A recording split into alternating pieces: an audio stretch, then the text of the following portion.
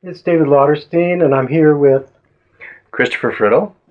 and Christopher and I are fascinated by craniosacral work, and Christopher is going to be teaching a craniosacral class coming up very soon. So, Christopher, given the fascination with the craniosacral system, there are certain bones that just become favorites because of how they look, because of how they function. What's one of yours, and why is it so fascinating to you?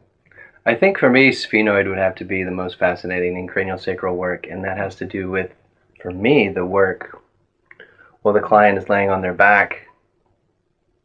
Being able to touch the sphenoid from both sides in the area that we typically call the temples, an area where pressure, when applied, would be pretty tender in most people. The work in craniosacral for the sphenoid is very subtle, and it involves a kind of a downward pressure and then an uplift. And it can really open up through the sinuses as well for people who have sinus congestion. Yeah, a fascinating bone. I also agree with you. You'd have to say sphenoid because number one, it's the back of the eye socket, and the optic nerve runs right through it, and the pituitary gland sits right on top of it. So it's a pretty amazing bone. Yeah. So much going on. Yeah. So tell me about what you think people get out of studying cranial work. Why would somebody want to take a class on craniosacral work? Yeah, with craniosacral work, the biggest benefit for the practitioner is being able to do subtle work in a really comfortable way. It's very light pressure, and because of that light pressure, we're able to feel the craniosacral rhythm. We're able to feel very slight movements and have it be so light yet engaging that it's non-invasive to the nervous system, doesn't have to protect against the pressure, and can really have a nice, this word is used a lot in craniosacral, an unwinding of structures that are held in place due to tension. With just a little pressure, they're able to kind of wiggle their way out of their difficult spot. Don't we all want that? That's what I want.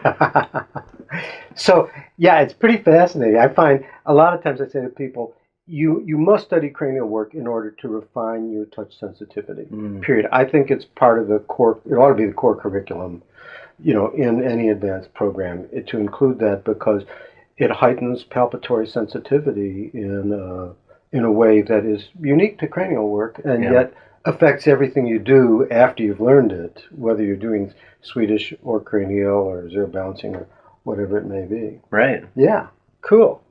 So what do you think are then the benefits for clients? For instance, if a person had headaches, you think that craniosacral work might be very helpful with that? Definitely helpful with headaches.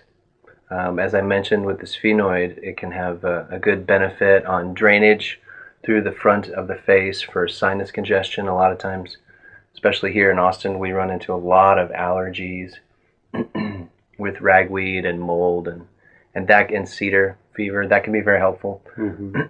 I also find besides headache and allergy benefits that it's so effective at just bringing us out of the fight flight autonomic nervous system, right? So bringing us out of sympathetic nervous system into rest and digest, parasympathetic side, deeply relaxing is definitely one thing I would say for cranial. I would too. It's like sometimes people don't realize that relaxation basically still is the most powerful thing we do in terms of impacting people's health. For a while there, people said, oh, I just do relaxation massage, and go, well, I do clinical massage. Now we're seeing good relaxation massage is really what has the most deep clinical benefits because it affects the entire nervous system. Right. Yeah. Right. Instead of just focusing on a very specific area with lots of heavy treatment, it's going to the source of who decides when there's tension and when there's not, and that's the brain, the nervous system.